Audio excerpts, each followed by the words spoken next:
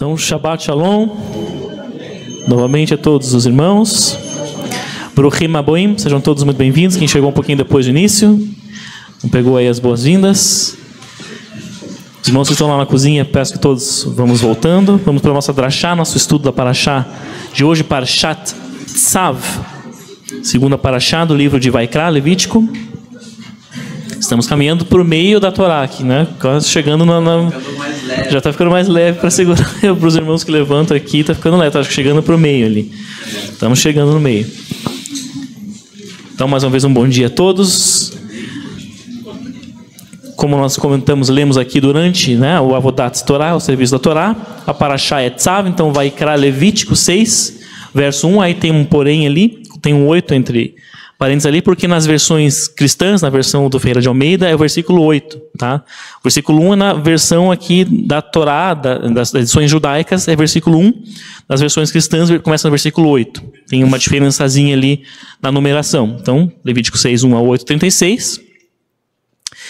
A Haftará, a porção dos profetas, como comentamos aqui também, hoje é o Shabbat Pará, né, relacionado a Pará Adumat Mimá, a vaca vermelha perfeita, né, que era um momento em que já iniciava-se uma preparação para o Pêssar que está vindo. Lembrando que a festa de Pêssar, agora mês de abril, dia 22, se eu não me engano, à noite, 20 e alguma coisa, mas é uma segunda-feira à noite, então Pêssar está chegando. Né, o início, era Pêssar uma segunda-feira à noite. Pêssar está chegando, então o Shabbat Pará vai uma preparação, né? O Shabbat Pará, tá? Então é lida uma Haftará especial, que é Yehezkel, Ezequiel 36, verso 16 até o 38. E a porção da Brit Hadashá, da Nova Aliança, Romanos 12, do 1 ao 8, e Hebreus, ou segundo o nosso irmão querido David Stern, né, Judeus Messiânicos, 8, do 1 até o 6, tá? Os tópicos dessa Parashá. Então, o que essa Parashá traz? Ela vai seguir, nós iniciamos lá em Levítico, a Parashá de Levítico, né, falando sobre os diferentes tipos de ofertas, de sacrifícios, né, aqui ela vai seguir com leis relacionadas a esses sacrifícios, a essas ofertas. Então, vamos falar da Olá, a oferta de elevação, vamos falar da Minchá, que é a oferta de oblação, da Hatat, que era a oferta pelo pecado. Este era o sacrifício pelo pecado, né? As pessoas às vezes confundem, né? Acham que era tudo igual, o sacrifício era tudo a mesma coisa. Não, existiam propósitos diferentes, existiam tipos de ofertas diferentes. Pelo pecado era o Hatat. Esse era o sacrifício pelo pecado, né? O Hatat. Aí tinha o Asham, que era a oferta de delito, Shlamim, a oferta de pazes. Depois a Parashá vai falar um pouquinho sobre a questão de gordura e sangue, de não consumirmos gordura e o sangue, aquela passagem sobre o sangue dos animais, né? Vai falar sobre a porção dos sacerdotes, dos Kohanim, e vai fechar essa Parashá falando da consagração de Aharon e seus filhos. Eles vão ser consagrados, tá? Então, fecha assim a Parashá de hoje. Mas o que nós vamos falar aqui nessa manhã, eu já dei um pequeno spoiler aí na nossa saída para o intervalo, né? Que é a pergunta que eu vou lançar. O que o Hametz, o que o fermento está fazendo nessa Parashá? Já vamos entender o que é essa pergunta aí, tá?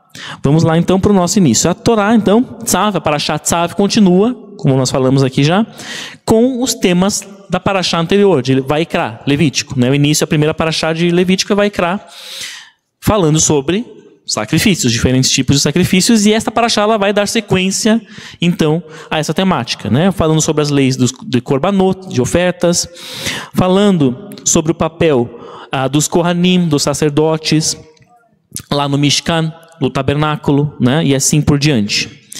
Mas, além disso, além destas coisas, essa Parashá Tzav também vai trazer uma proibição relacionada a Hametz, ao fermento. E aí eu pergunto para vocês, tudo bem, acabei de falar para vocês que hoje é o Shabbat Pará, estamos preparando para Pêssar, mas isso no calendário, né? Isso no calendário judaico. Aqui na linha do tempo da Torá, vamos assim colocar, por que está falando de fermento aqui em Levítico? Porque isso é algo relacionado ao Pêssar. Pêssar está onde? Onde que fala sobre o Pêssar? Principalmente onde? Em Êxodo. Por que vai trazer aqui, nós vamos ver daqui a pouco onde está esse texto, é uma questão de proibição do Hametz, do fermento. Tá? Como assim? Né? Aí você pode falar para mim, não lemos, então duvido de você, você está falando isso aí, mas cadê o texto então para nós ler? Porque fermento aqui em Levítico, proibição de Hametz aqui em Levítico, o que tem a ver? Porque Pesach foi lá, né? E a maior parte das leis relacionadas ao Pesach está ali em Shemot, em Êxodo, né? Então o que está fazendo o fermento aqui? Mas é verdade, tem uma proibição aqui nessa paraxá relacionada ao Hametz, ao fermento, né? E ela se encontra nas leis, nas mitzvot relacionadas ao korban de mincha, da oblação. Tá? Se encontra no e-mail, nós vamos ler aqui. Quando o Kohen, o sacerdote, tomava a oblação, o que era a oblação? O sacerdote tomava farinha e óleo, tá? E perfumava com o olíbano. Algumas traduções trazem o olíbano, tá, um perfume, para oferecer ao Eterno esta oferta de mistura de farinha e óleo. E esse perfume era oferecido no altar. Isso era a mincha, era a oblação. E aí nós temos também o seguinte. Levítico 6, versos 9 e 10, ou nas versões cristãs, versos 16 e 17. Será comida a mincha, essa oferta, sem fermento. Isso é a tradução aqui em português. E em lugar santo. No pátio da tenda da reunião o comerão. Não será cozido levedado. Tá?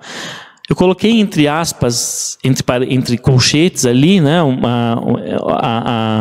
como matzot, porque o texto em hebraico ele fala matzot teochel. Tá? Será comida como se fosse matzot, como se fosse pães ázimos. É isso que literalmente que o texto traz. Em lugar santo. Tá? Matzot teochel. E lá embaixo não será cozido levedado. O que o texto traz é lo teofe chametz. Ele traz a palavra chametz, tá? Não farão ele com chametz. Não cozinharão esta oferta, cozirão com chametz, com fermento, tá? Isso que o texto traz literalmente. E aí a pergunta então, por que isto aqui? Essa aqui era uma oferta de mincha. Não era uma oferta de Pesach. Era uma oferta diária. Do dia a dia. De qualquer época do ano. Então por que a Torá diz que não... Por que ela faz questão de enfatizar não cozinharás essa oferta com chametz? Você vai comer como matzot, como pães ázimos esta oferta. Por que será isso? Por que disso aqui, né? Mas a questão também que a gente vai seguir agora é que não é só aqui, neste capítulo, que a Torá traz em Levítico alguma questão relacionada ao chametz. Uma proibição relacionada ao chametz, ao fermento. Lá no início, na paraxá anterior, no início de Levítico, temos também o seguinte. Capítulo 2, verso 11. Nenhuma oblação, de novo da mincha, que oferecerdes ao Eterno será preparada com chametz, porque não fareis queimar chametz, fermento algum, como oferta queimada ao Eterno. Lo teaser chametz, isso o texto está em hebraico, não farás com fermento, com chametz, né? E isso parece, então, aplicado aí, obviamente, a toda e qualquer oferta de oblação. Porque fala, nenhuma mincha, nenhuma oferta de oblação será oferecida com chametz, com fermento, né? Levado ao altar, fermento. Mas, não é só isso. Não é só isso. As raízes desta questão aqui, elas vão se estender a um tempo em que ainda nem havia o tabernáculo. O tabernáculo nem estava construído ainda. Agora sim, nós vamos voltar então um pouquinho para o Êxodo, Shemot 23, e ver onde estão as raízes disso aqui. Então, Êxodo 23, verso 18. Não sacrifiques, tendo pão levedado, o sangue do meu sacrifício, e não ficará sebo do meu sacrifício até amanhã. Então, lá, lo tisbach al chametz. Não sacrificarás uma oferta com chametz no altar. Com chametz, né? Isso não parece um pouco estranho? Porque aqui, esse Êxodo 23 também não está falando de Pesach, necessariamente. Isso aqui é geral. Não sacrificarás o sangue do meu sacrifício, tendo no meio chametz. tá? Tendo fermento. Mas Hametz, então, a gente até então, né, eu, pelo menos, Hametz a gente relaciona diretamente ao Pessach, né? Porque na semana de Pessach todo mundo, né, tira lá, geralmente a gente tira todo o fermento, não come nada com fermento, com fermentado, né? Então a gente já associa Hametz Pessach. Uma coisa está ligada na outra, mas esses textos que nós estamos vendo aqui não estão associando Hametz só a Pessach. Eles estão falando de ofertas, inclusive da Minchá, que era uma oferta diária, dia a dia, qualquer época do ano, né? Então, como assim? Alguns rabinos, aí existem as interpretações dos sábios, né? Alguns dos sábios, alguns dos rabinos estudiosos da Torá vão dizer que aqui, isso aqui de Êxodo 23, é sim sobre o Korban Pessach, sobre o sacrifício de Pessach, tá? Só. Apenas sobre Pessach. Por quê? Como se fosse uma lógica. Ora, se na semana de Pessach, né, nós tiramos todo o Hametz, então nem tem como você levar uma oferta com Hametz, porque você não vai ter Hametz para pôr no meio, né? Eles fazem essa lógica, tá? Então é sobre Pessach, sim, só sobre Pessach, porque era óbvio que eles não levariam nada com Hametz, porque já nem tinham Hametz mais. Tá? Já tinham feito aquele processo de retirada, né? Mas existem alguns midrashim lá do passado, dos sábios do passado, né, que vão argumentar que esta passagem, assim como as de Levítico, né, se referem não só ao Korban Pesach, não só à oferta de Pesach, mas sim a todas as ofertas, e não só ao Minchá. Eles estendem isso a todos os tipos de ofertas. Com um porém, tem um porém. Só tem duas exceções, em que a Torá ela expressa, segundo essa interpretação, apenas duas exceções em que a Torá expressa que deveria ser levada uma oferta com Hametz. Uma relacionada a Shavuot, tá? A festa de Pentecostes, e outra relacionada a um tipo de oferta de Todá, de agradecimento. Nós falamos sobre isso ano passado aqui, se não me engano, tá? Apenas essas duas exceções eram levadas ofertas com Hametz para o altar, com fermento para o altar. Então, segundo esses sábios, segundo esses midrashim, o restante, todo o resto, essa proibição de Hametz se estende a todo o resto, todos os sacrifícios em geral. Isso é uma interpretação deles, tá? Isso está lá, para quem quiser depois procurar ler, está lá no Talmud de Yerushalmi, Talmud de Jerusalém, Tratado do Avodazará, tá? Página 1, parágrafo 1. E também vemos isso lá na Mishnah, no Tratado Pesachim, página 5, ao parágrafo 4. Tá? Quem quiser anotar, depois quiser pesquisar, tem na internet, procura lá, tem. Você vai ver essa discussão que eles têm e eles trazem essa questão sobre isso. Tá? Então, se a gente seguir essa linha de que então se estende a proibição de Hametz a todo o sacrifício, tudo que está relacionado a sacrificar no altar, né, no altar lá do Mishkan, do tabernáculo, depois do templo, então talvez a gente precise repensar um pouquinho a nossa ideia sobre o Hametz nesse contexto, né, nesse contexto aqui. Como assim? De novo, nós sempre associamos, né, o Hametz a toda ali a questão do Pessach, ao episódio do Pessach, né? Ao fato dos israelitas terem saído lá do Egito às pressas, daí, né, aquela história, não cozinhou, não deu tempo do pão fermentar porque eles saíram às pressas, então saíram os pães sem fermento, eles pegaram aquelas matzot e levaram consigo, aqueles pães ázimos levaram consigo porque saíram às pressas do Egito, né? Mas se é assim, se é só isso, então por que a Torá reforça que não deveria ser levado Hametz, não deveria ser levado o fermento com as ofertas diárias para sacrificar no altar? De novo, aí não está ligado ao Pessach, está estendido, isso é algo mais geral, né? A resposta, para a gente começar a chegar na resposta para isso, pode estar justamente aqui em Êxodo 23. Já vamos ver o porquê. Nesta passagem, nesse trecho de Êxodo 23, nós temos algumas leis específicas, né? Ali. E nós, de cara, vamos pensar, lendo ali o versículo 18, o que você pensa? Devem ser leis relacionadas a sacrifícios. Está falando ali, né? Não sacrifiques. Então, imagino que está num contexto, que esse texto aqui está num contexto ligado a sacrifícios, certo? Mais ou menos, porém não é bem por aí. Não é bem por aí. Vamos ler lá então, um pouquinho mais ali de Êxodo 23. Começa com isso aqui. Esse é a primeira parte desse conjuntinho de leis que vai aparecer aqui. Então, de fato, não sacrifiques, tendo pão levedado, o sangue do meu sacrifício. Mandamento 1 deste trecho. Aí o mandamento 2 a gente pode continuar a pensar. Realmente, acho que é sacrifício, porque vai falar que não ficará sebo ou gordura, né, do meu sacrifício até amanhã. Ok, então são leis de sacrifício. Mas olha o que vem no verso 19.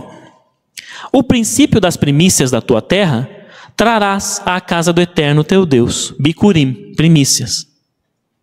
Opa! Então, não é só sacrifício que está falando aqui. E continuando aí no verso 19, vem mais uma lei, a quarta mitzvah. Não cozinharás o cabrito no leite da sua mãe. Piorou. Piorou. Que ligação existe entre estas 4 mitzvot? Entre esses 4 mandamentos? Que a gente estava achando que era sacrifício. Mas opa, não é, porque ele já fala de bicurim, já fala de primícias e fecha falando do cabrito no leite da mãe. Como assim? Né? Então nós temos lei falando do hametz, não levar o pão levedado no sacrifício. Temos a lei falando de não deixar gordura sobre o altar até pela manhã. Temos a lei falando das primícias. Temos a lei falando do cabrito. Tá? Que parecem-nos tão aleatórias, assim, olhando numa leitura reta, uma leitura assim, rápida. Nossa, que coisa aleatória.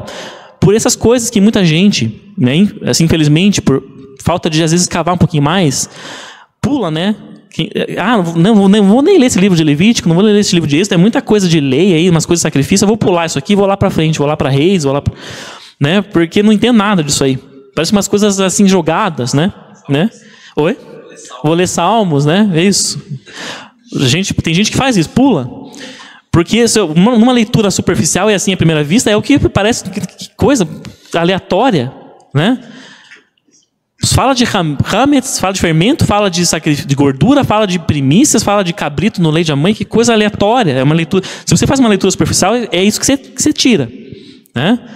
Então é preciso dar uma cavada um pouco mais para a gente entender essas coisas, né?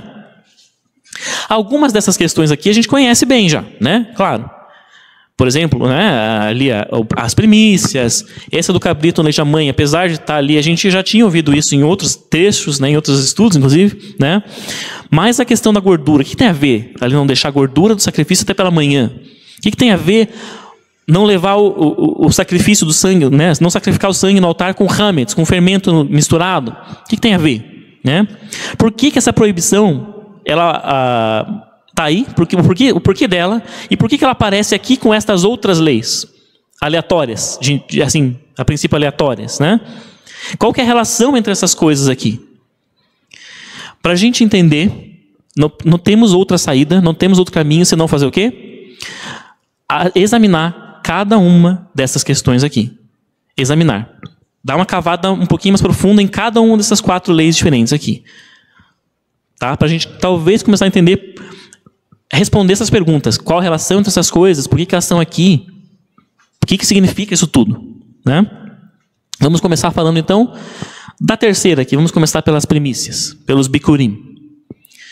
Bikurim. Então, verso 19 está ali, né? O princípio das primícias da tua terra trarás à casa do Eterno teu Deus. Né? Quando a terra rendesse seus primeiros... Vamos supor, somos israelitas lá naqueles tempos e temos terras, plantamos lá, né, na nossa terra. Então, quando a terra começasse a render seus primeiros frutos, né, o dono, segundo a Torá, não devia colher... Opa, começou a gerar fruto aqui? Vou colher lá rapidinho e vou comer, vou me aproveitar desses frutos, ou vou colher lá rapidinho e vender, porque que frutos vistosos minha terra deu, né? Já vou fazer um dinheiro aqui com isso. Opa, primeira coisa que ele ia lá, fazia, colher e ia vender. Não podia ser feito isso. Segundo a Torá, não era assim que funcionava. Este dono de terra devia tomar esses primeiros frutos e levá-los para onde? Para o tabernáculo, depois do templo, para o mexicano. levá-los para a casa de Deus. Era isso que ele fazia. E lá, quando ele fosse lá no Mishkan, tinha um procedimento que ele tinha que fazer. Um procedimento bem esquisito. Ele tinha que fazer uma fala, que a Torá nos descreve lá em Devarim, em Deuteronômio 26. Está aqui essa fala, olha lá. Deuteronômio 26, do 5 ao 10. Isso era o que ele falava quando ele ia lá levar suas primícias no templo, no tabernáculo. Arameu, prestes a perecer, foi meu pai, e desceu ao Egito e peregrinou ali com pouca gente. E ali veio a ser nação grande, forte e numerosa. E nos trataram mal os egípcios, nos afligiram e nos impuseram duros trabalhos.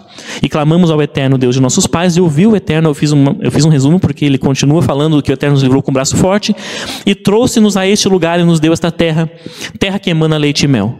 Eis que agora eu trouxe as primícias do fruto da terra que me deste, ó Eterno. Ele fazia toda essa fala lá no tabernáculo, levando as suas primícias. E aí, eu pergunto para vocês, não é uma fala estranha? Não é uma coisa esquisita isso aqui? Por quê? Primeiro, por que o ofertante, o israelita, tinha que recontar toda essa história para o Eterno? Será que o Eterno já não sabia de tudo isso? Por que tinha que recontar essa história toda de novo? Aí, os irmãos já estão por dentro, né? Porque isso não era, né? Isso aqui não era para o Eterno.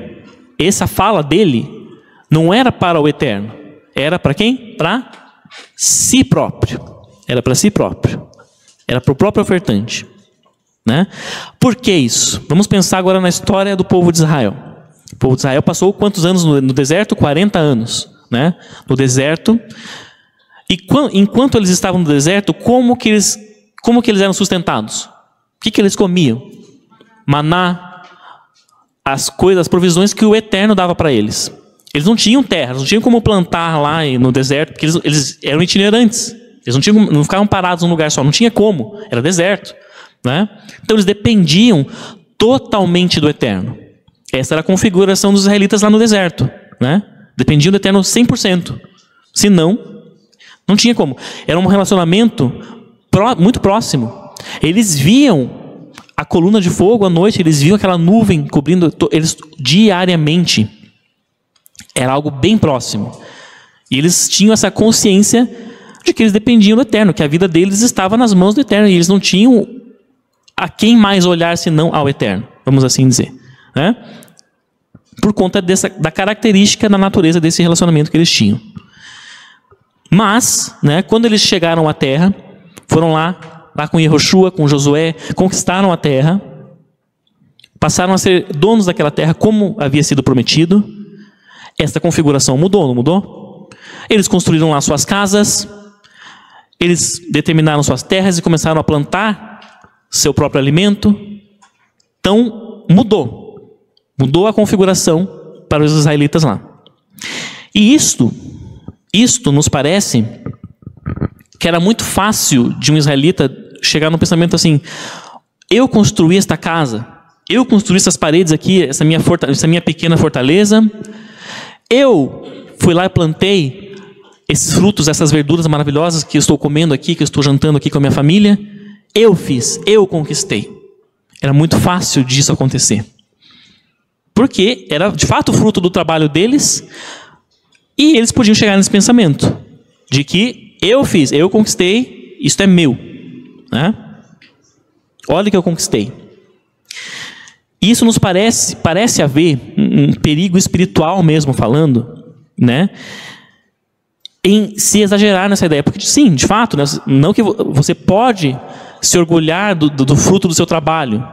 Você pode né, se orgulhar do fruto do seu trabalho. Não, realmente, olha, fui, trabalhei, me esforcei, né, trabalhei duro por isso e agora conquistei minha casa, agora conquistei aqui, né, sei lá, um sonho que eu tinha. Não é que você é proibido de se orgulhar disso. A questão é quando isso começa a passar do ponto de equilíbrio. E é muito fácil isso acontecer conosco. A nossa tendência é assim. Quando começa a passar desse ponto de equilíbrio, que esse orgulho começa a subir demais além da conta que ele deveria, isso é um perigo espiritual, né? Você começa a sair do prumo. Esquecer que nós não fizemos essas coisas sozinhos. Por mais que eu tenha ido lá, me dedicado, trabalhado, nós não fizemos isso sozinhos, né? Então, Bikurim, as primícias, né, que o israelita tinha que ir lá, primeiros frutos que aquela terra desse naquele ano, ele ia pegar lá e levar para o Eterno, para a casa do Eterno, e fazer essa fala aqui que ele fazia, era justamente pensando nisso. Era como se falasse assim: eu lembro, eu sei de onde meus pais vieram, eu sei que dependemos totalmente do Eterno. E que embora eu tenha aqui a minha terra, eu tenha a minha casa, eu tenha os frutos que eu consegui gerar com o meu trabalho, eu dependo do Eterno, eu não faço nada sozinho, eu preciso do Eterno. Era como que isso, essa fala dele tinha esse propósito, esta intenção. Tá?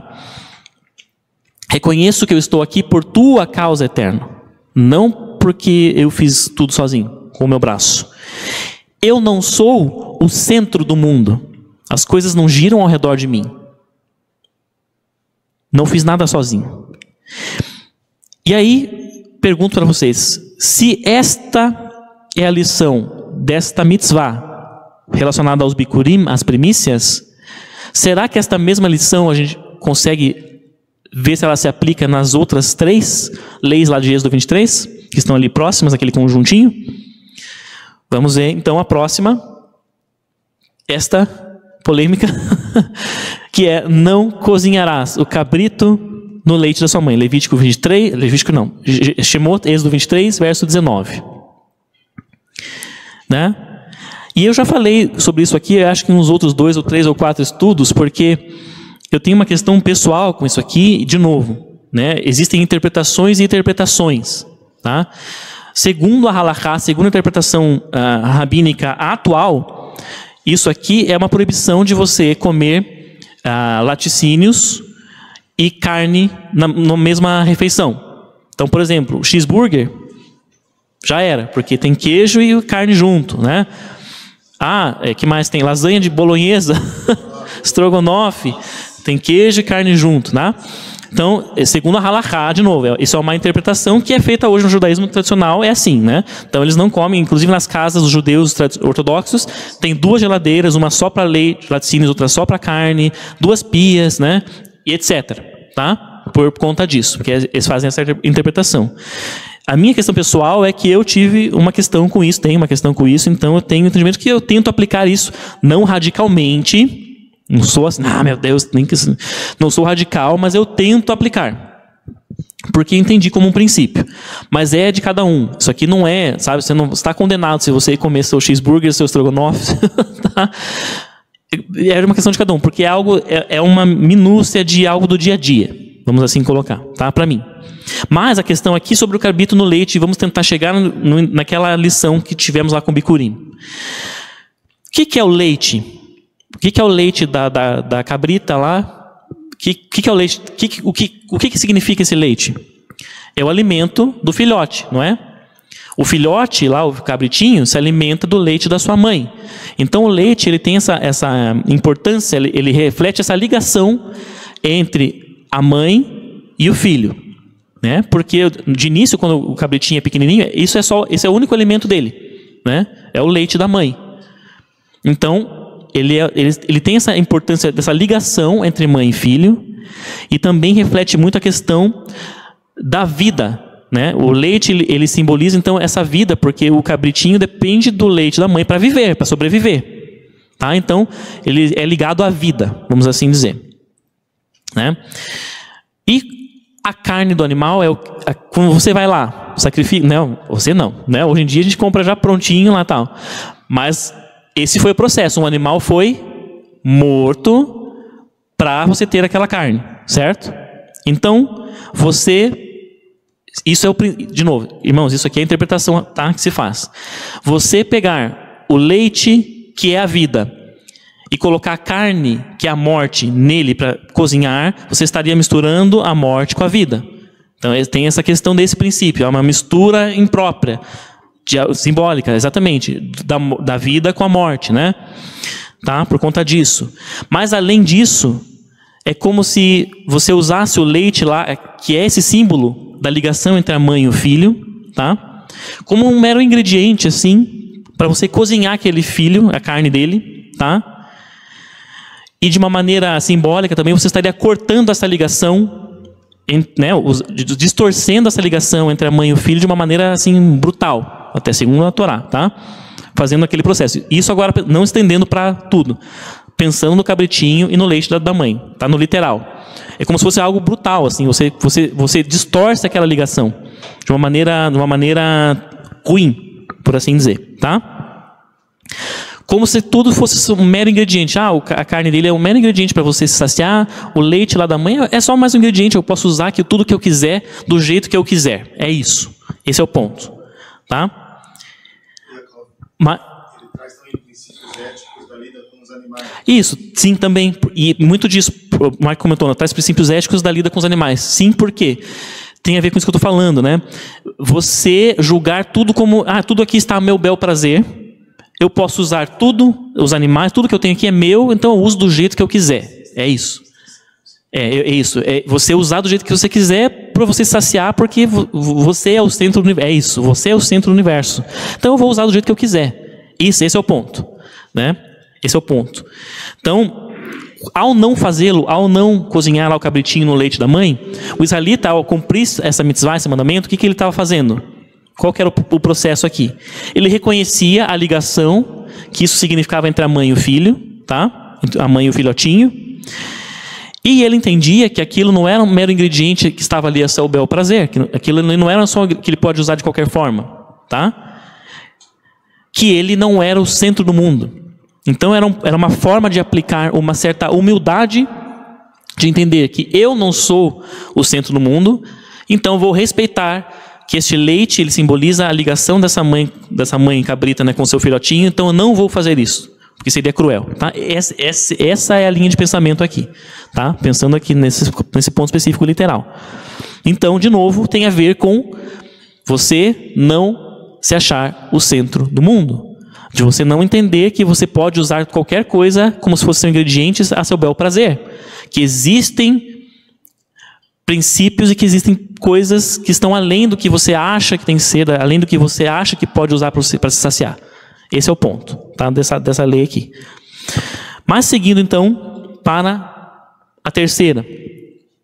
Lá no versículo 18, Shemot, Êxodo 23, 18. Não ficará sebo ou gordura do meu sacrifício até amanhã. Até pela manhã. O que é isso, né?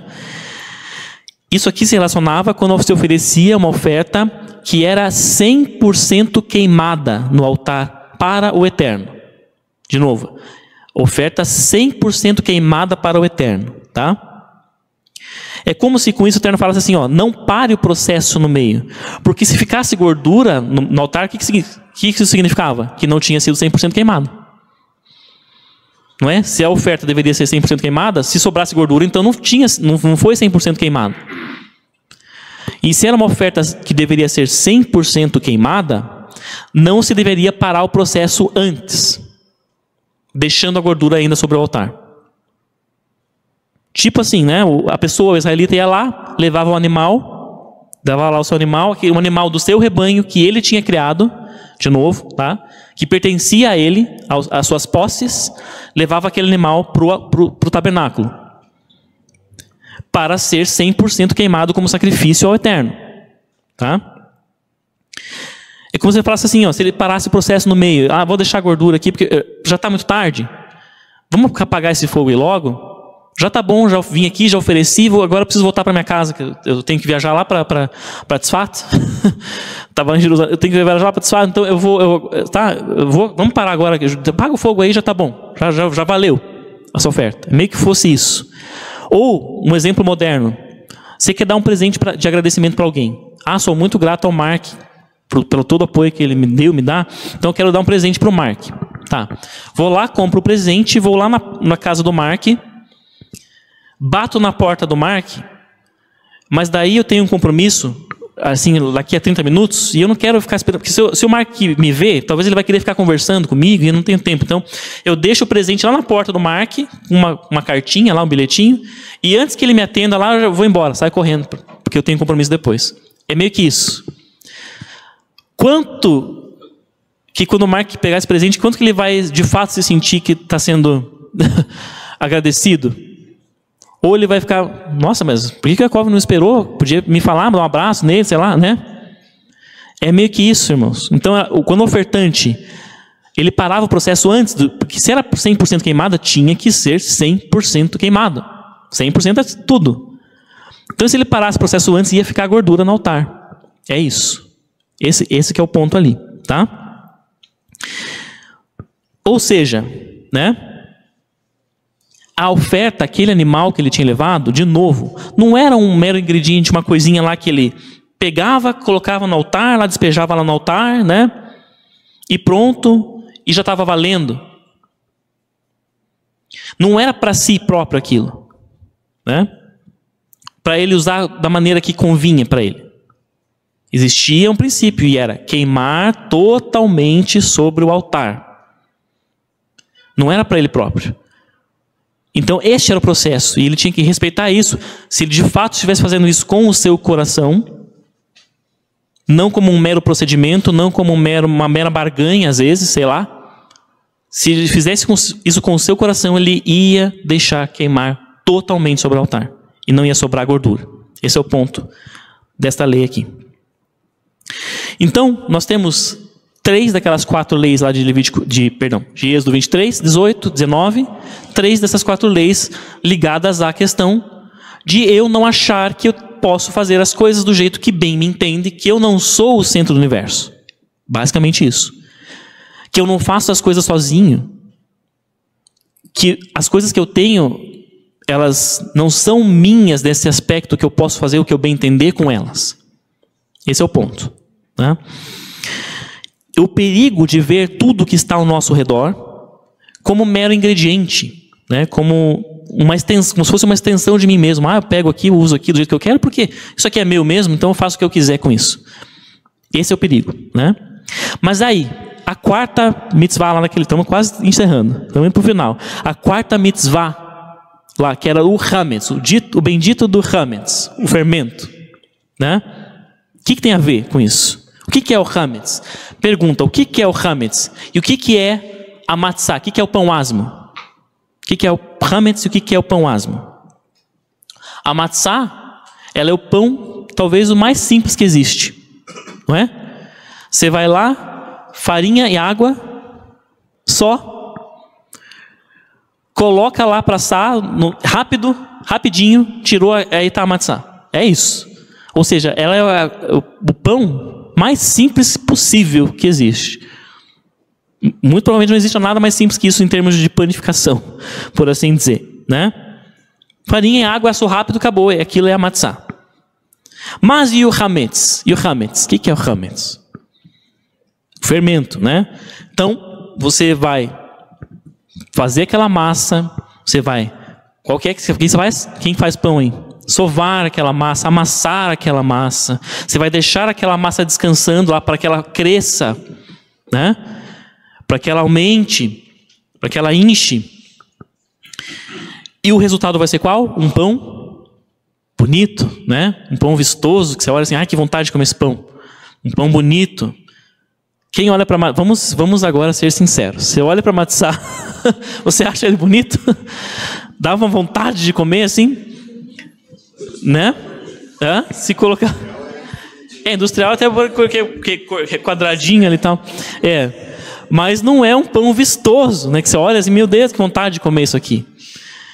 Já o pão que ele tem o hametz, que é fermentado, você olha, que pão bonito, você vai na panificadora, né? Às vezes você vê aquele pão grande, assim, alto, que vontade de comer, né? É isso.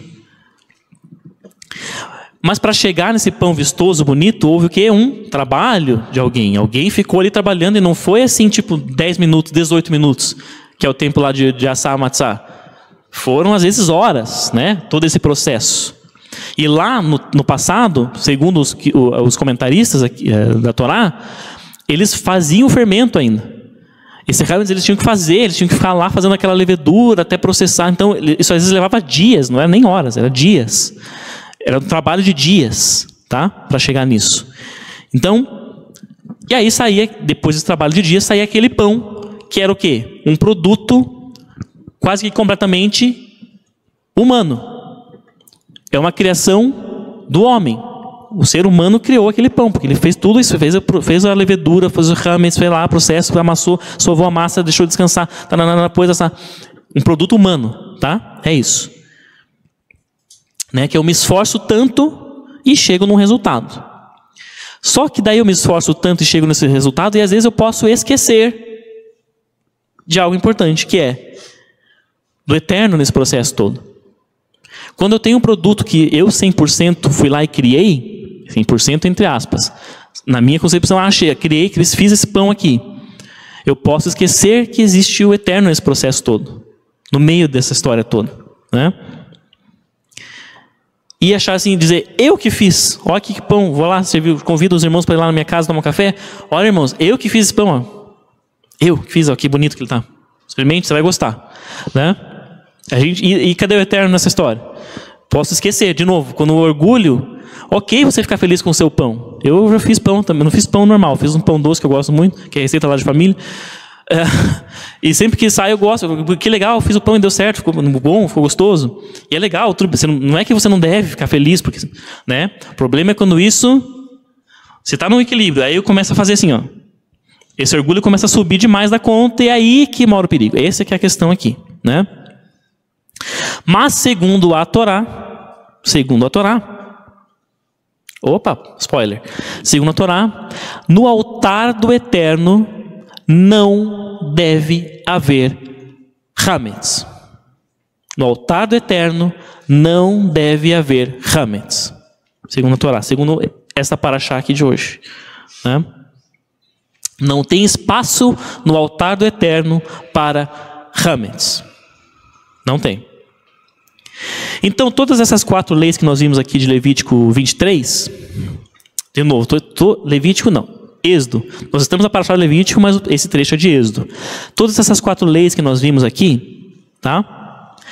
Elas falam do que tem uma coisa em comum entre elas. Qual que é? Ó, hametz, tá? Gordura de sacrifício de animal, primícias, frutos, né? Bikurim. E, qual que é a última? Cabrito de não comer misturado, né, cozido no leite da mãe. Ou seja, o que tem a ver com comida? As 4 tem a ver com comer, ingerir alguma coisa, de alguma forma, tá? Comida. Quando eu estou na minha mesa, lá na minha casa, sentado com o prato diante de mim, comendo lá meu almoço, meu jantar, eu estou meio que exercendo um domínio ali, não estou? Aquela comida é minha, foi preparada, cozida, mas ela é minha, está no meu prato, é minha, eu vou comer. De certa forma, você está exercendo domínio sobre aqueles elementos ali. Tá? É meio que isso. Então é fácil eu esquecer, que quando eu estou comendo minha comidinha gostosa ali, que apesar disso, esse mundo ele não é meu. Né? Que existe um Criador que criou aquelas coisas ali para mim. Né? Que o que nós temos e fazemos não começa e termina conosco, comigo. Que existe um Criador. Ah, mas eu fui lá, o israelita agora, eu fui lá, eu plantei, eu fui lá, eu plantei e eu colhi. Tá, e quem que deu a chuva? Quem que proveu que a terra tivesse nutrientes ali para que aquelas plantas crescessem? Né? Então, as coisas não dependem de mim. Eu não sou o centro do mundo. É isso, esse é o ponto. Tá? E aí a gente vai então para Brit Hadashah, para a gente fechar o estudo de hoje.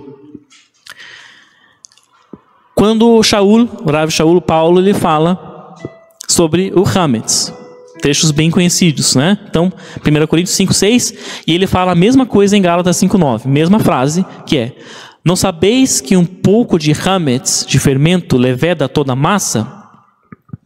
Né? O que era a lei que nós vemos aqui nessa paraxá, sabe? Que não deveria haver o quê? Que não tinha espaço para quê? Para hametz no altar do eterno. O altar do eterno deve ser 100% sem hametz. Porque se houver um pouquinho de hametz, já levedou tudo. É isso que Paulo está falando aqui. Se tiver um pouquinho de hametz, de novo, o que é esse hametz? É o fruto, é o produto do ser humano. Quando entra o ego no meio, esse é o hametz. Por isso que eles fazem essa associação, tanto o Shaul quanto o Yeshua, eles fazem essa associação do hametz com essa questão do ego. Lá em Lucas, Yeshua, ele fala, no fermento dos fariseus, ele fala a hipocrisia. Por quê? O que era hipocrisia? Porque eles falavam que estavam servindo ao Eterno, mas era o seu ego que estava no meio daquilo tudo. Não estavam 100% sem hametz no altar do Eterno. E o altar do Eterno deve ser 100% sem hametz, né? Por isso que ele fala, e Shaul fala, que um pouco de fermento já leveda tudo. E continuando lá em Coríntios, ele vai falar, né, quando ele dá um mandamento, ele dá de fato um mandamento aqui para os coríntios celebrarem que festa? Pessach. Portanto, celebremos. Isso é uma ordem, tá no imperativo aqui, tá dando uma ordem. E celebremos a festa. E os coríntios eram judeus? Não. Os coríntios eram gregos. Talvez havia alguns judeus no meio da comunidade, mas os coríntios eram um povo gentil, né? E ele diz: celebremos a festa de Pessach, não com fermento velho. E na tradução aqui do Stern, ele usa um termo mais interessante do que fermento velho. Eu não sei como é que tá, confesso, eu não sei como está no original grego, tá? Aqui, ou no texto grego. Mas aqui na versão do Stern, ele diz o seguinte: celebremos, verso 8, aqui. Dessa forma, celebremos o Seder, ele até fala o Seder, né? O jantar de Pessach, da Páscoa judaica, sem qualquer vestígio de hametz. Essa é a tradução que o Stern faz. Sem qualquer vestígio de hametz, sem qualquer vestígio de fermento, o hametz da impiedade e do mal, mas com as matzot, os pães ázimos, da pureza e da verdade. Então nós temos aqui uma luta, né, entre o hametz e a matzah, né? Hametz versus matzah. Hametz, essa nossa natureza pecaminosa do ser humano, esse ego, esse achar que eu sou o juiz de mim mesmo, eu posso usar as coisas que estão do jeito que eu quiser porque é meu. Este ego é o hametz versus a matzah, que é um produto totalmente sem fermento. Ou seja, é uma entrega completa. Matzah é como se fosse essa entrega completa. Não tem nada de eu ali. Não tem nada desse ego do hametz ali, né? Uma entrega completa. Por quê? Porque no altar do Eterno devemos chegar sem hametz. Nada do ego ali. A entrega completa no altar do Eterno, ela é livre de fermento. Sem qualquer vestígio, como diz aqui a tradução do Stern. Sem qualquer vestígiozinho. Só quando nós chegarmos no altar eterno com essa entrega completa, sem nenhum ego ali, sem nenhum mas aqui eu acho que tem que ser assim, aí nós estaremos fazendo a entrega completa. A oferta sem hametz nenhum para o Eterno.